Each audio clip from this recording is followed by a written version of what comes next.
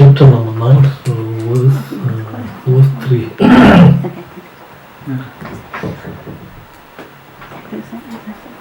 Pretty much, yeah. Two types of person are seen to experience these two truths, which is conventional truth and the ultimate truth. So, and endowed with the concentration of superior insight, calm abiding, and the common people who are not be endowed, common people consider the body to be unit, the mind to be permanent, and so forth. Yogis, however, contradict this view with reasoning such as the body is not unit because it has many parts, and mind is not permanent because it changes into something else. So we will discuss this.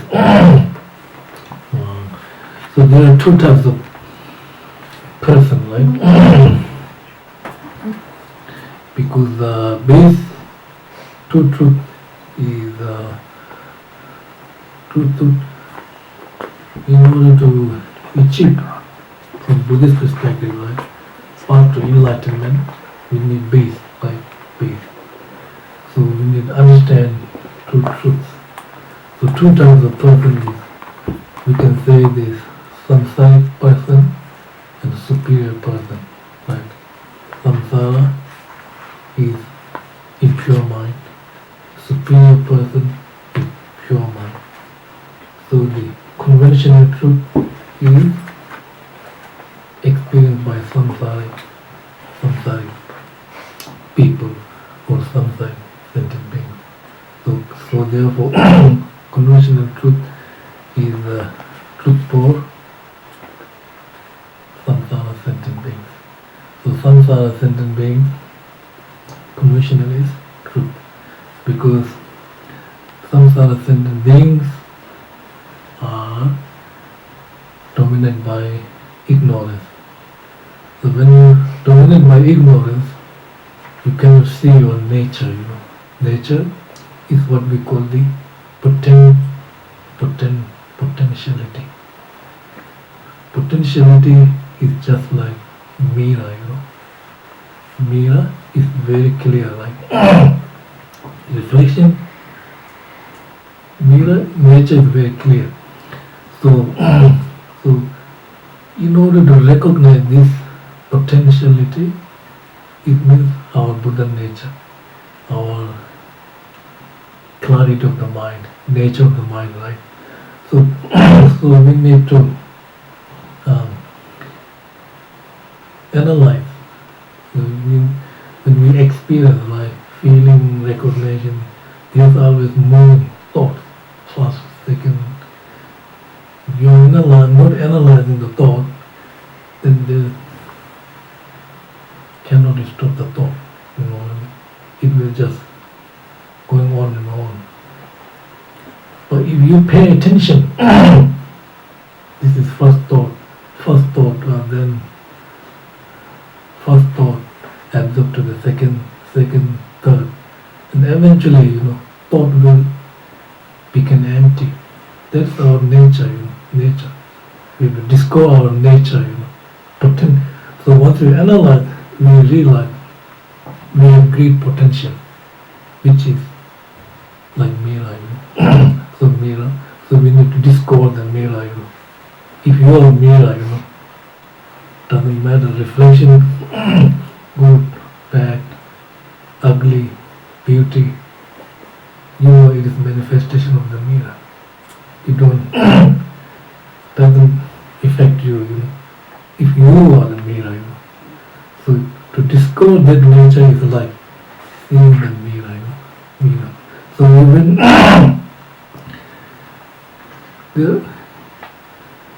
looking inside the mirror and mirror is two different things, right? Mirror and looking inside the mirror is two different things. So when there is mirror, so it means need two causes, like mirror and capacity to reflect, right? But in front of mirror, if there is no object, how can you reflect? Like if there is two cause means mirror has capability to reflect, but that is not enough. Right? You need in front of you mirror, you need object. When object is in front of the mirror, then reflection coming inside the mirror. So then what happens? That is what we call the dual mind, dualistic mind. Reflection inside the mirror is unreal, right? It appears to us real, but in fact not. So that so that means samsara means the truth of the conventional truth, because their nature is obscured by ignorance. When the nature is obscured by ignorance, you cannot see your nature. So that but superior beings are ultimate truth is truth for the superior being, high holy being, because they see the true. So when we true nature, they see not like us. We are seeing two things: appearance and reality. But they see only reality, no appearance, just reality of the phenomena. Right? So therefore, so samsara beings. So when we in the Buddhist viewpoint, right, whether physical, verbal, we plant seed in the mind. That is just like planted seed in the field. So when condition arise, seed will happen, right? So similarly, whether actions of the physical, verbal, mind, if we plant seed, the condition arise, seed will happen. So that seed should be true, right? Positive seed, positive energy, or the negative seed. So positive seed will ripen happiness and good. The negative seed will ripen pain and unhappiness. So that is what potentiality, from the Buddhist perspective, right? So when we talk about the whether actions of the, verbal, physical, or the mind, like we should understand that four aspects, like object and motivation, performance of preparation, and completion. Whether positive action or negative action, if we complete these four aspects, right? Object, for example, like negative karmic seed, right? To plant negative karmic seed, you need object. So object healing, right? You need object. You need motivation. You need performance, and you need completion, right? When this four aspect is complete, right? Then that kind of action is we call the throwing karma. It will throw you into the rebirth.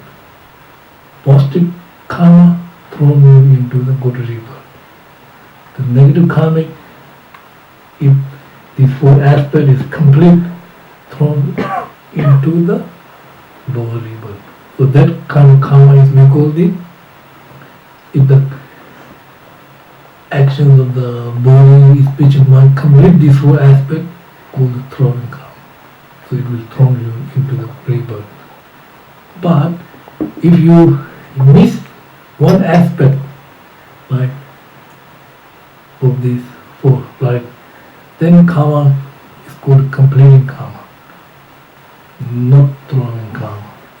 Losing some aspect, that's completing karma. So completing karma, so they're good, like completing karma, throwing karma good, completing karma not good. Completing karma good, throwing karma not good. Both throwing, completing karma good. Both throwing, completing karma not good. Like that, right? Throwing karma good, maybe rebirth in human rebirth. But completing karma bad, maybe a very difficult life. If you born place, there's no food, starvation. But you still have, your body is thrown into the good karma, But completing karma not good. Right? The completing karma good, throwing karma not good, maybe like animals in the West. Completing karma very good. People good life, But throwing karma is thrown into the animal rebirth, right? Both throwing, completing karma good like us, both throwing, completing karma not good, helping, whatever, right? So that's the potentiality, right? So conventional truth is truth for some sort of beings, but we have to recognize potential. That potential is what we call when thought arises, right? Our nature, we are essence, nature and energy, Our nature is emptiness. Essence is clarity. Energy is continuity. This is our nature. So when thought arises, right? First thought, second thought, if we pay attention, it turns into the empty. That's our nature, That's our nature. Our nature is emptiness. Our essence is emptiness, right? So that this nature is clarity, knowing things clearly, without mistaking, That's our nature. Temporarily is polluted, covered by conceptual thought or the disturbing emotions which polluted the mind, but not nature, but temporarily polluted, and we are not seeing that clarity, because like darkness, ignorance, and we are not seeing that clarity. But energy is continuity, because we see thought today, your mind continues tomorrow. It's go like that, next week, go like that. It's continuity, That energy is cannot control, it will just keep going, continuity, just like waterfall.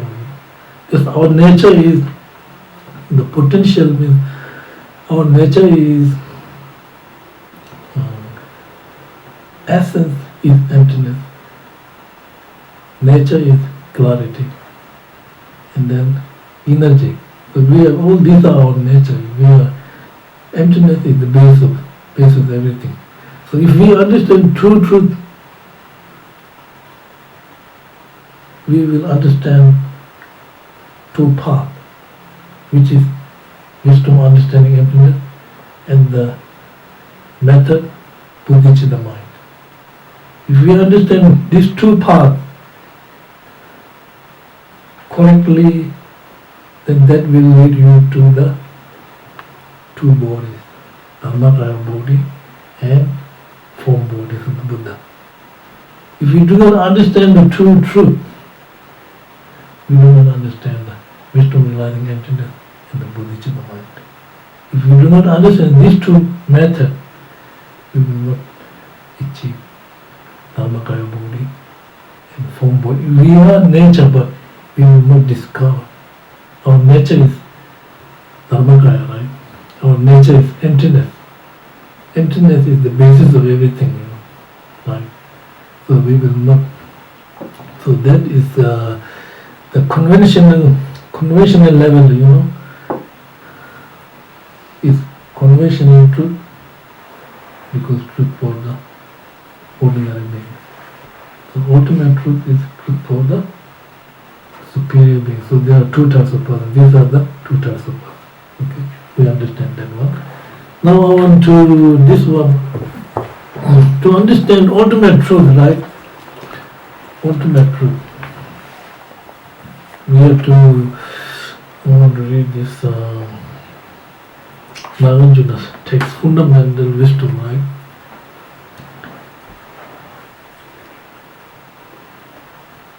Said emptiness is suitable. Everything is suitable. Wherever emptiness is suitable, everything is suitable. Wherever emptiness is unsuitable, nothing is suitable, okay? Whatever is the dependent arising of the things, that is called the emptiness. Whatever is the dependent arising, Nagarjuna says, I say, is the lack of inherent existence. If all things in every case, right, every case do not inherently exist, then even your words, right, do not inherently exist and so cannot negate inherent nature. So that Nagarjuna text. So the meaning of these words are, so that means we are talking about ultimate truth, right? Ultimate truth is our nature, right? Ultimate truth. So that means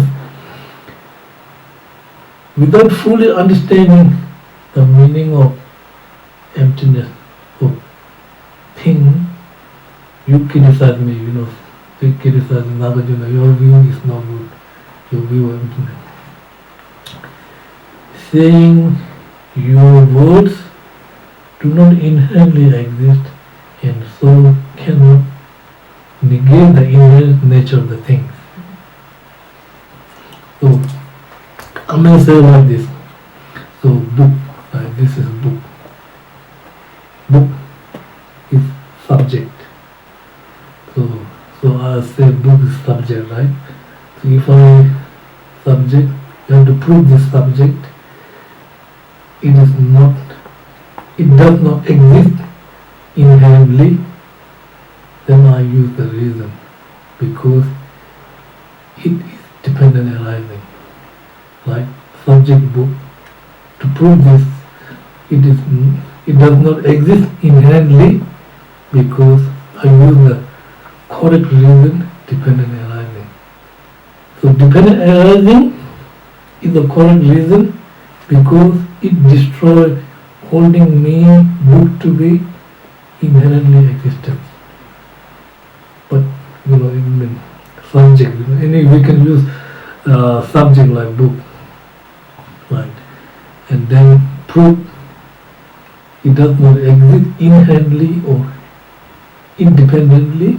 I use the reason. Correct reason is dependent arising.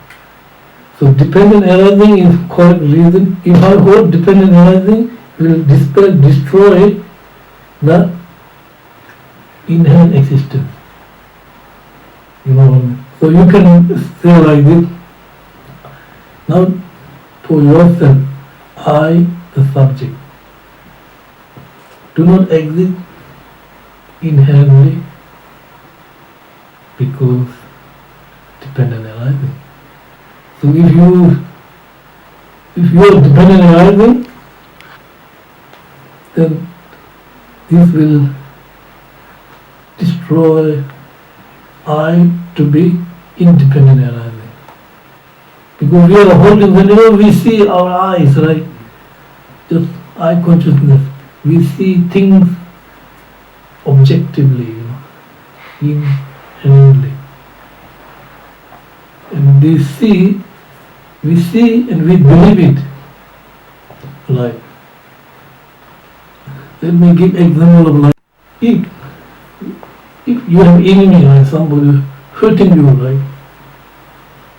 You see the enemy is objectively, because this person externally, causing me nothing's, that's objectively or inherently, right?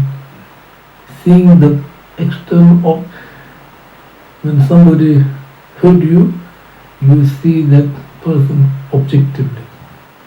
It means you just blame that person for your problem, but nothing blame to your inner existence, self-grasping mind. So that's talking about like, so here, whatever is dependent around the thing, like book, that is emptiness. That is emptiness. Why? Because it is the lack of inherent existence. Remember, the dependent on anything will destroy the inherent existence. It is lack of anything dependent on anything do not have inherent nature, because they do not inherently exist. You know what I mean? Why? Because they depend on causes and conditions. They depend on causes and conditions. If they are not inherent existence, because they depend on causes and conditions. Book depend on causes and conditions.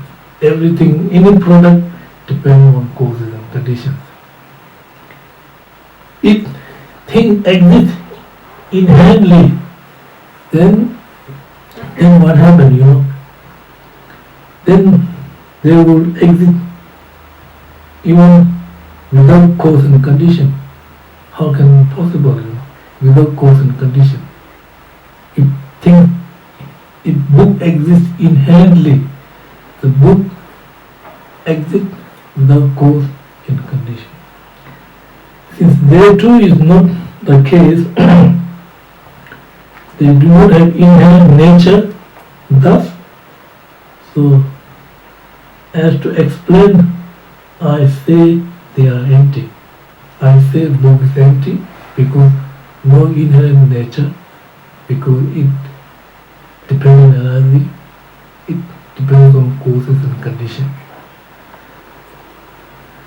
Likewise, my words dependently arise because they do not inherently exist. It is correct to say they are empty. They are empty. For example, because of pots,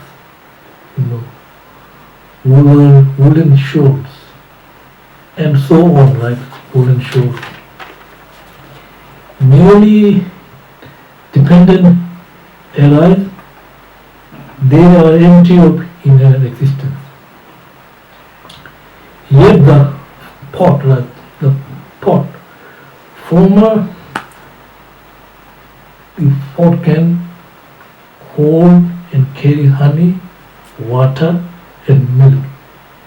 And the latter, which is a wooden shawl, can protect one from cold, wind, and sun. Likewise, or similarly, because of my words, to dependent arise, they do not inherently exist. Yet, they have ability to prove things do not have inherent nature.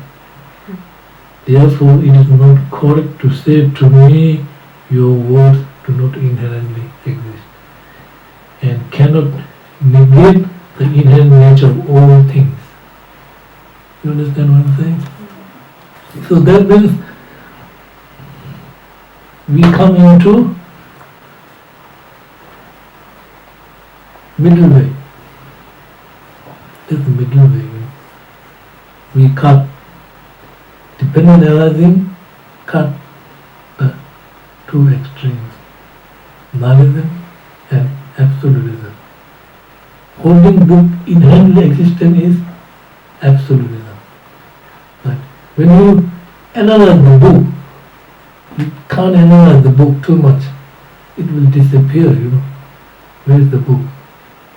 If you go analyze paper, eventually, then you are going to Narayan. Like, Narayan book will disappear. Eventually, we cannot pinpoint the book if you analyze what is the book, Like paper, color, shape, whatever, So that's what we call the dependent analyzing is called the king of reasoning. So if you want to discover your nature, right, you can say I Geshe Ngawang Gedun is not self-existence because dependent arising. Because I, Geshe Ngawang Gedun, not self-existence because dependent arising. This is the easy way to discover yourself, self-nature. That you dispel your self-existence, correct dependent arising, dispel your self-existent nature. So when you dependent arising, dispel the self-existent nature, you discover yourself, your nature. Your nature is emptiness. Nature is empty, clarity, energy.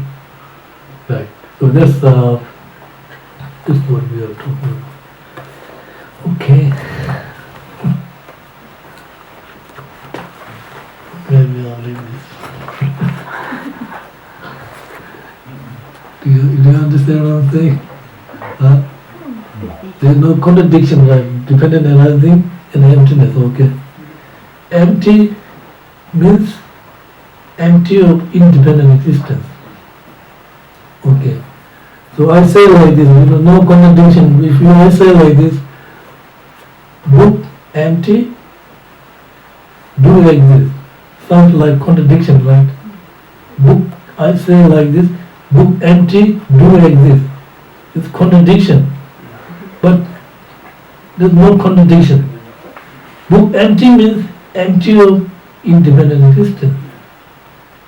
Book do exist because it is conventional truth.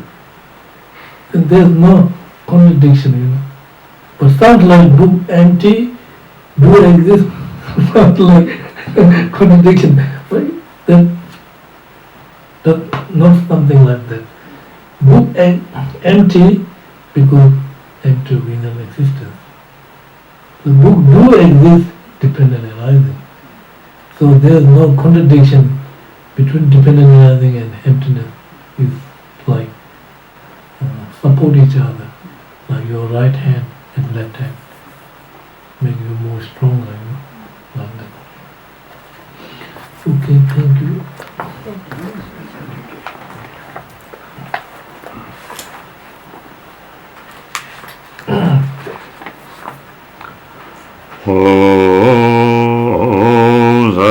오살보기 정신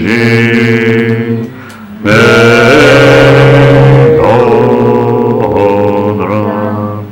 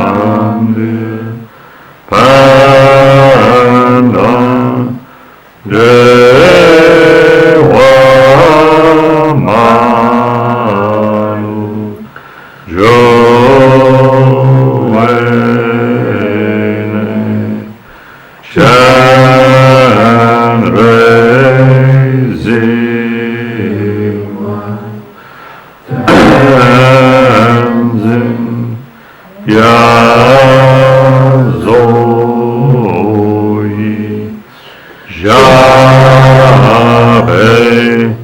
Si Te Baru Tang Ji Udam Guru Rahamandalakam. Whatever small virtuous merit I've gathered from prostrating, offering, declaring, rejoicing, requesting, and beseeching, dedicate this to attain full enlightenment. In the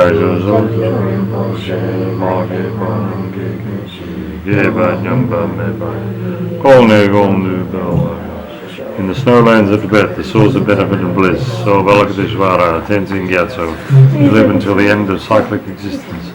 From my two collections, vast as space, that have amassed from working with effort at this practice for a great length of time, they become the chief leading Buddha for all those whose minds with the mind blinded by ignorance.